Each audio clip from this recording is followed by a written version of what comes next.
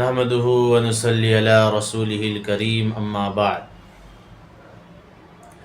قال الله تعالى في القرآن المجيد والفرقان الحميد: أعوذ بالله من الشيطان الرجيم. بسم الله الرحمن الرحيم.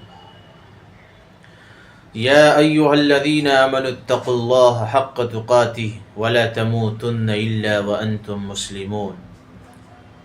قال رسول الله صلى الله عليه وسلم: تنكح المرأة لأربع: لمالها ولجمالها ولحسبها ولدينها فاظفر بذات الدين تربت يداك.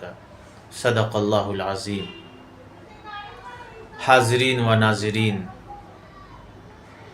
آج میں آپ کے سامنے جہیز کی لعنت اور جہیز جو ہمارے معاشرے اور سماج میں ناسور بن کر ابھرا ہے، اس کی قباحت کے سلسلے میں آپ کے سامنے روشنی ڈالوں گا.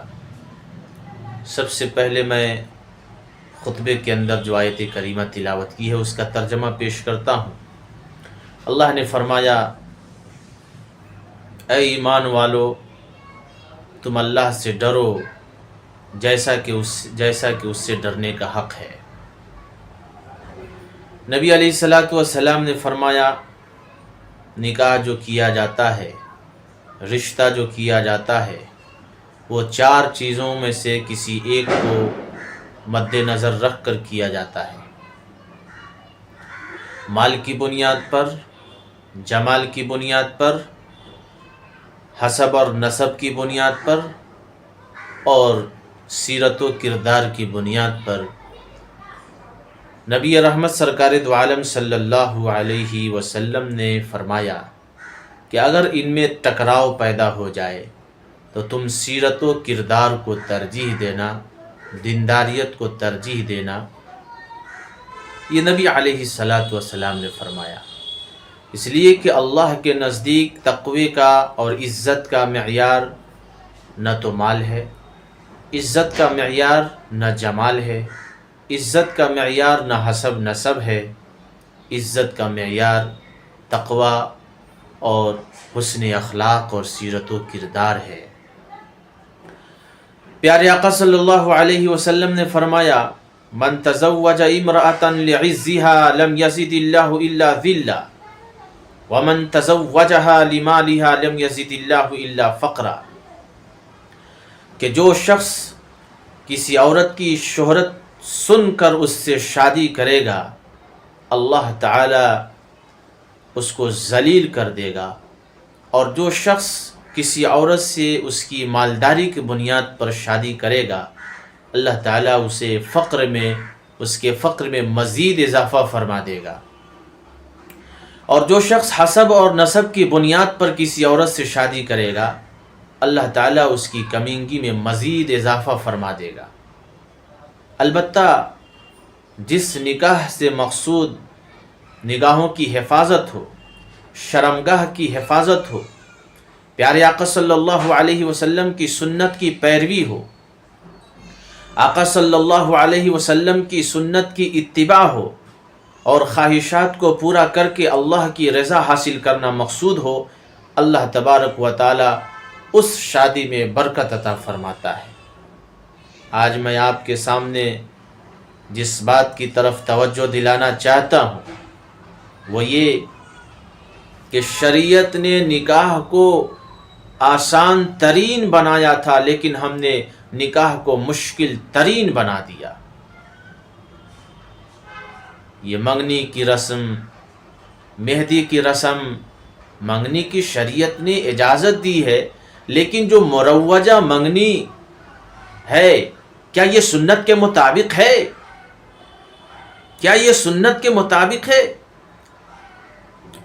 وہ لوگ بھکاری ہیں، وہ لوگ مانگنے والے ہیں، سب سے بڑے بھکاری ہیں. روڈ اور سڑکوں پر مانگنے والے بھکاری سے بڑھ کر بھکاری ہیں، جو لڑکی بھی مانگتے ہیں اور جہیز کا بھی مطالبہ کرتے ہیں. وہ باپ جس نے 20 سال، 25 سال، 30 سال اپنی بچی کی پرورش کی، آج اس سے بیٹی کا مطالبہ بھی کیا جاتا ہے، جہیز کا بھی مطالبہ کیا جاتا ہے۔ اے دیندارو، اے حاجیو، اے نمازیو، سوچو، بار بار سوچو کہ ہم کدھر جا رہے ہیں، ہم اپنے سماج کی غریب بچیوں کو کہاں لے جا رہے ہیں۔ اگر یہی صورتحال رہا تو یاد رکھے ہماری قوم کی بچیاں زناکاری میں اور بدکاری میں مبتلا ہو کر کے رہیں گی۔ حاضرین و ناظرین، میں نے چند بیٹیوں کا ایک خط پڑھا جس میں لکھا تھا کہ ہمارے نکاح نہیں ہو رہے ہیں اس لیے کہ ہمارے ابا کے پاس داماد کو دینے کے لیے کچھ نہیں ہے۔ اگر ہم گناہ میں، بدکاری میں، عیاری میں مبتلا ہو گئے تو اس کے ذمہ دار آپ لوگ ہوں گے۔ ایک اور واقعہ میں آپ کو سناؤں جس سے سن کر کے آپ کی آنکھوں میں آنسو جاری ہو جائیں گے۔ ایک صاحب نے میرے سامنے ذکر کیا کہ مولانا صاحب، میں نے اپنی بچی کا رشتہ طے کر دیا ہے اور شادی ہال بھی بک کر دیا ہے، لیکن لڑکی والوں کے سسرال والوں کا اصرار یہ ہے کہ ہماری دعوت فلاں شادی ہال میں کی جائے ورنہ ہم رشتہ کو ختم کر دیں گے۔ تو ایسے مطالبے ہو رہے ہیں۔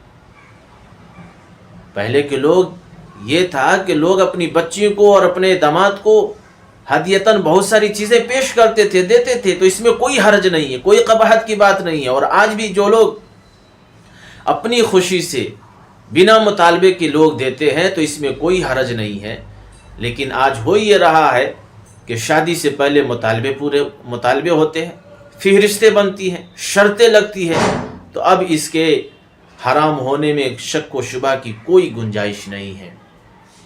حاضرین و ناظرین، یہ ہمارے سماج کو کدھر لے جا رہا ہے؟ آج اس کی نقصانات یہ ہے کہ اس کی وجہ سے عداوتیں بڑھ رہی ہیں، دشمنیاں بڑھ رہی ہیں، اختلاف پیدا ہو رہے ہیں۔ ہمارے ماں باپ، لڑکیوں کے ماں باپ بہت زیادہ پریشانیوں میں ہیں، اور لڑکے کے باپ سر اونچا کر کے مطالبے کرتے ہیں۔ بڑی افسوس کی بات ہے۔ فضول خرچی سے بچیں۔ اللہ کے نبی سرکار دو عالم صلی اللہ علیہ وسلم نے ارشاد فرمایا کہ سب سے بہترین نکاح وہ ہے جس میں لڑکی والوں کا ایک دن کا بھی خرچ نہ ہو۔ اور اللہ رب العزت نے قرآن مقدس میں نکاح کے حوالے سے سب سے زیادہ جس بات پر زور دیا ہے وہ تقوی پر زور دیا ہے کہ تقوی اختیار کرو۔ اے ایمان والو، اللہ سے ڈرو جیسا کہ اس سے ڈرنے کا حق ہے۔ تقوی گناہ سے بچاتا ہے، تقوی معصیت سے بچاتا ہے، تقوی ظلم سے بچاتا ہے، تقوی غیبت سے بچاتا ہے، تقوی حسد سے بچاتا ہے۔ یہ ایک بریک کا کام دیتا ہے جو انسان کو اس جگہ سے روک دیتا ہے جہاں کوئی چیز روکنے والا نہیں ہوتا ہے۔ تقوی کے ذریعے سے گھر میں امن پیدا ہوتا ہے، گھر جنت نما بن جاتا ہے۔ اللہ تعالیٰ سے دعا کیجئے کہ اللہ تعالیٰ ہم سب کو سادگی کے ساتھ، فضول خرچی سے بچتے ہوئے، گناہ کے کاموں سے، شرک بدعات سے بچتے ہوئے، اللہ تعالیٰ ہم سبوں کو آسان طریقے سے نکاح کرنے اور کرانے کی توفیق عطا فرمائے، اور جہیز جیسی ملعون رسم جس کو ہم نے نکاح کا حصہ سمجھ لیا ہے، اس سے ہمیں بچنے کی توفیق عطا فرمائے۔ حاضرین و ناظرین، اس جہیز کو اپنے معاشرے سے ختم کرنے کی ضرورت ہے۔ جہیز کا کوئی تصور نہیں ہے، یہ غیروں کا طریقہ ہے، اور اس کے ساتھ ساتھ ڈھول ڈھمکے، تازیانے، باجے وغیرہ لڑکی کے گھر پر پورے جلوس کے ساتھ کھانے کے لیے جاتے ہیں، یہ بھی غلط طریقہ ہے۔ ہم سادگی کے ساتھ لڑکی والوں کے یہاں جائیں، اور جو سنت طریقہ ہے ولیمہ، اس پر ہم عمل کریں، تو اس کے ذریعے سے دونوں خاندانوں کے درمیان میں انشاءاللہ خوشگوار ماحول پیدا ہوگا، اور اس سے پیدا ہونے والی اولاد نیک اور متقی اور پرہیزگار پیدا ہوں گے، دین کا داعی اور شیدائی بنیں گے۔ آج ہمیں ضرورت اس بات کی ہے کہ اس دنیا کے اندر دین کا داعی اور سچا پکا مومن پیدا ہو، اور قوم کو اور قوم کے لوگوں کو صحیح رہبری کرنے والا نوجوان پیدا ہو۔ اللہ تعالی ہمیں صراط مستقیم عطا فرمائے، صراط مستقیم پر چلنے والا بنائے۔ وآخر دعوانا ان الحمد للہ رب العالمین۔